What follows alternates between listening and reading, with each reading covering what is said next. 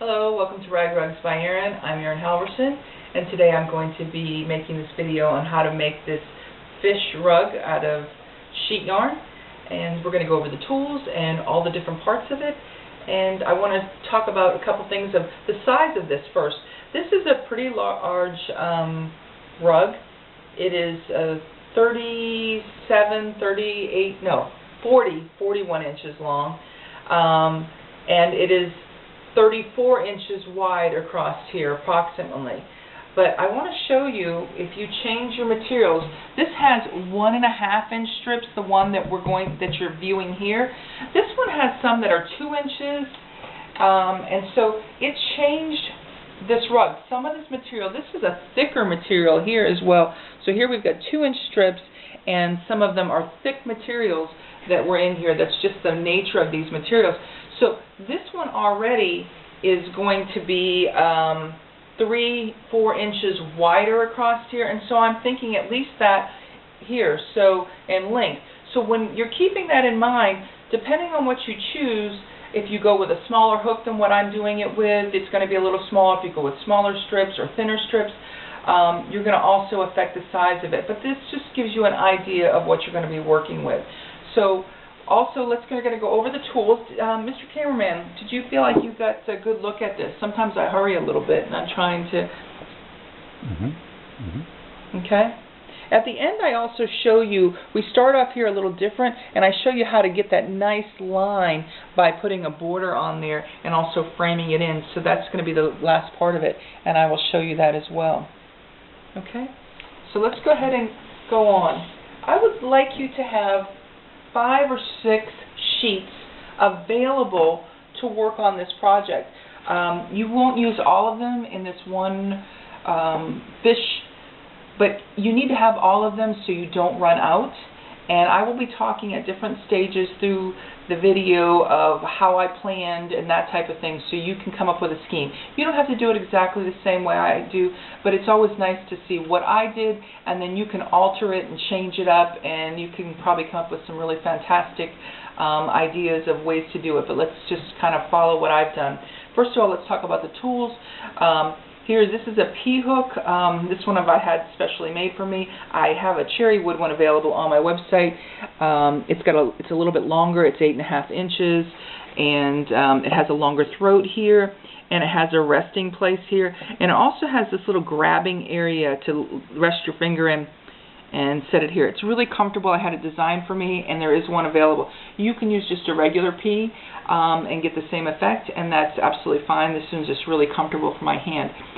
So you can go with a Q. Some of you go with a Q, and you might want to go with a little bit wider strips, and that would be fine. You're just going to have probably a little bit bigger fish. Okay, I use stitch markers in this. These are available on my website too. You can just use safety pins, or if you have some other stitch markers. Here's a few stitch markers, and these are available. But this one I really did want to mark so I could count, because we're doing certain sections, and then I count how many. And if you don't have them, it isn't a break deal, but it just makes it harder to count and keep track of. So if you can use something that you have available, that's fine too. But this is what I'm going to be using. We're using 1.5 inch strips of sheet yarn. Good pair of scissors. You know I like a good pair of scissors if you've seen any of my other videos. And then we're also going to use, as a standard to finish, this is a tapestry needle or yarn needle, and it has the wide eye there, and it has the blunt end. It makes it really great. This is a number 13. I've also used a number 16, and I recommend that you use a metal one and not a plastic one. The plastic ones are barely cheaper, and I destroy them.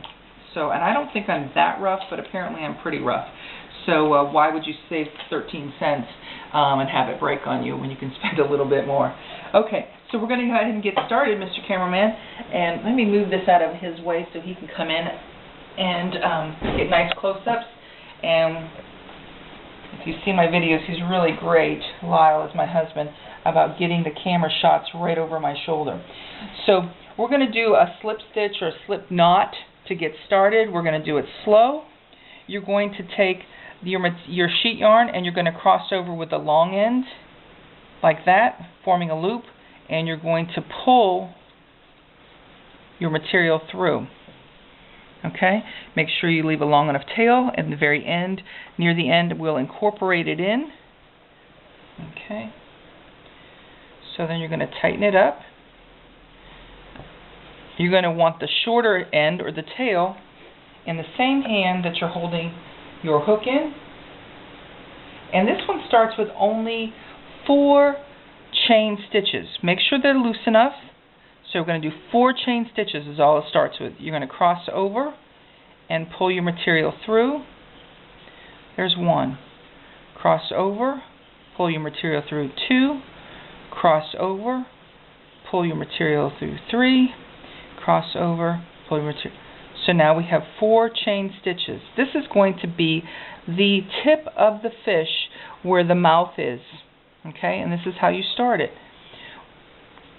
Now, for the next 15 rows, this is what you're going to do. You're going to do the exact same thing repeatedly, and it's going to grow at a very quick rate. And that's going to give you that nice, more pointed end. And then we transition to a different type of stitch, or a little bit different technique for the next 10 rows on that. So in order to get that nice elliptical shape that I'm looking for on that fish, this is what you're going to do for the first 15 rows to get that nice pointed, more sharp climb in increasing stitches. So you flipped your material, you just were like this, you crocheted the chain stitches. You're going to flip your material, this is your mouth, and you're going to work from right to left, and this is where you just came out of. You're not going to go into that hole, you're going to go into this hole. Okay, the first hole other than the one you're in. And then you're going to use this last hole here. You're going to put 2 single crochets in the beginning and in the end of every row for the first 15 rows. So let me do a couple and show you how we do that. The rest of them will just have single crochets. This is all done with single crochets in every, there's no other stitches other than the chain stitch and the single crochets. So you go into the first hole, you grab your material, this is a single crochet, you have 2 on there, you cross over and you pull them both off.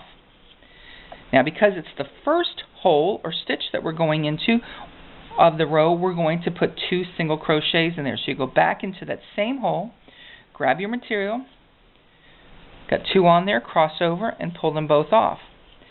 Now we're just going to do single crochets along, just 1 in each hole. Cross over, pull them both off until we get to the last one. Go in there, 2 in there, pull it off, and here's the last one. We're going to go 2 single crochets in that hole.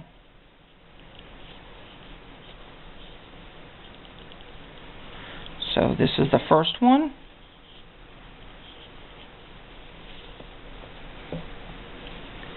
And here's the second one. So there were 2 in the beginning hole and 2 in the ending hole. This is going to get, so then we're going to do on every row throughout the entire fish, you're then going to do 1 chain stitch up. So 1 chain stitch.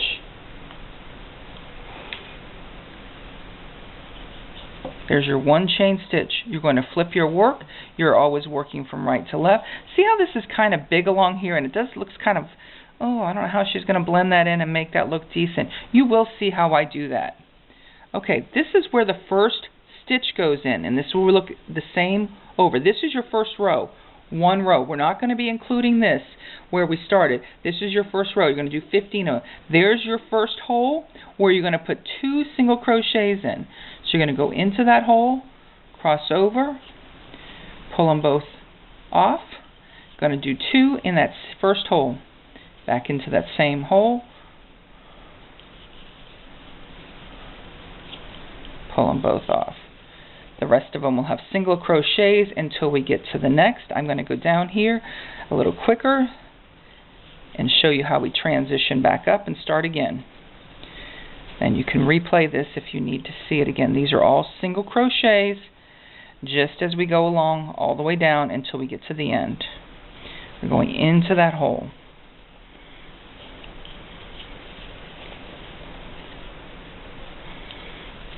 I will show you how to change colors in other places in the video. It's just not going to be here. Okay, here is the end of the row. This is important to see this. Sometimes you kind of almost have to find it and create it. Okay, there you go. See, there it is. You're going to go 2 times into that hole.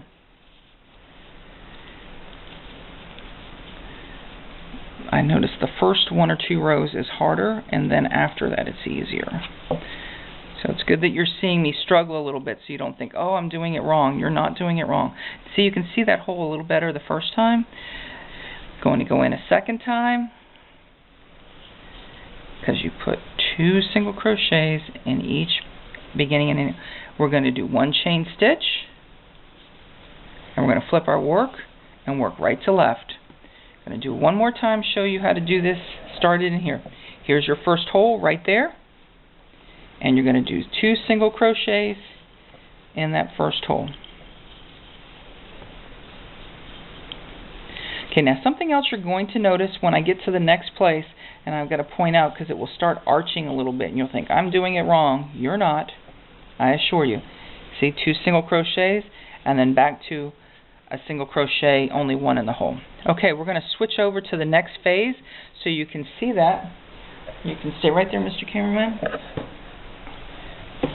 Okay, so this is 15 rows.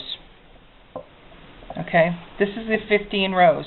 See, this one isn't as bad as the first couple that I did. They kind of arched out, and I thought, oh no, I'm not sure about this. This is maybe adding it too fast. See how it's kind of curving down like this? It will self-correct, and I'll show you how to self-correct besides if you really have a problem, but it kind of goes like this, but that's in order to get that nice V there. So this is where we're going to use a stitch marker. As soon as we get done finished there with the row 15, so we know.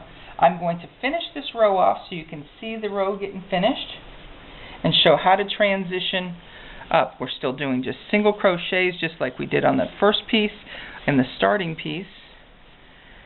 Nothing has changed, just we're at 15 rows. Still just single crochet. You're going to finish your 15th row just like you had done the other ones, and we're going to do 2 single crochets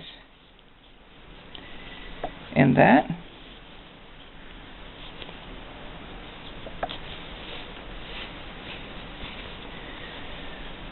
So there's 2 single crochets. You're going to pull them both off. You're going to do 1 chain stitch up. Let's go ahead and take our stitch marker and mark. This was where the 15th row ended, or where the other 10 rows are going to start.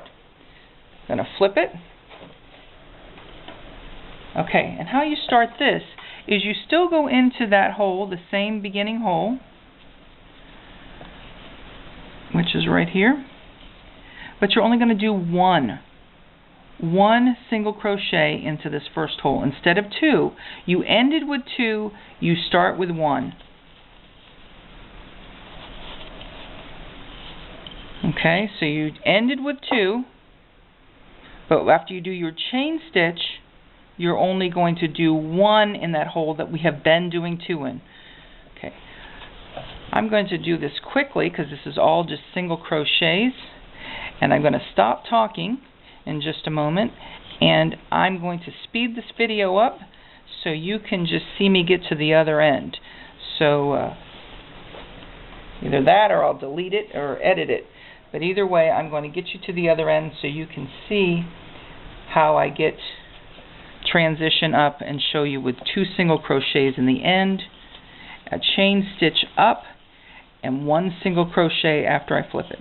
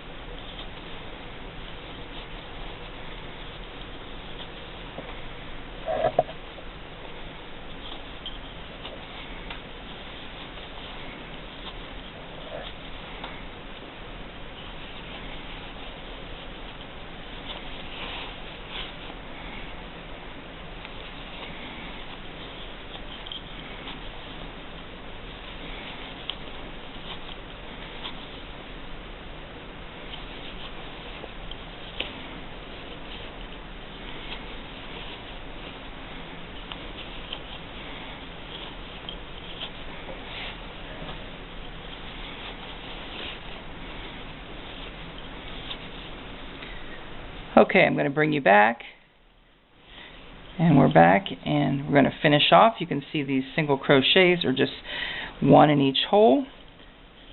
We're coming to the end, not quite to the end yet, got one more, and we're going to do 2 single crochets in this end hole. This is the first row. We're going to do 10 of these, where we're going to do 2 single crochets in the ending hole. 10 rows of this. There's one. Go back into that ending hole.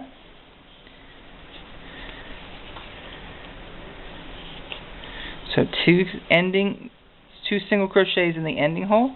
Going to do 1 chain stitch up, just like every row is done this way. Flip our work, and in the starting hole we're going to only do 1. So we're going to do 10 rows of this, where we only do 1 single crochet in the first one and all the way across, except at the very end of the row we're going to do 2. So there'll be 10 rows of this. You did 15 rows of the first one, and you're doing 10 of the second. Okay, there we go. We're going to go on to the next section, and we'll be back in just a moment.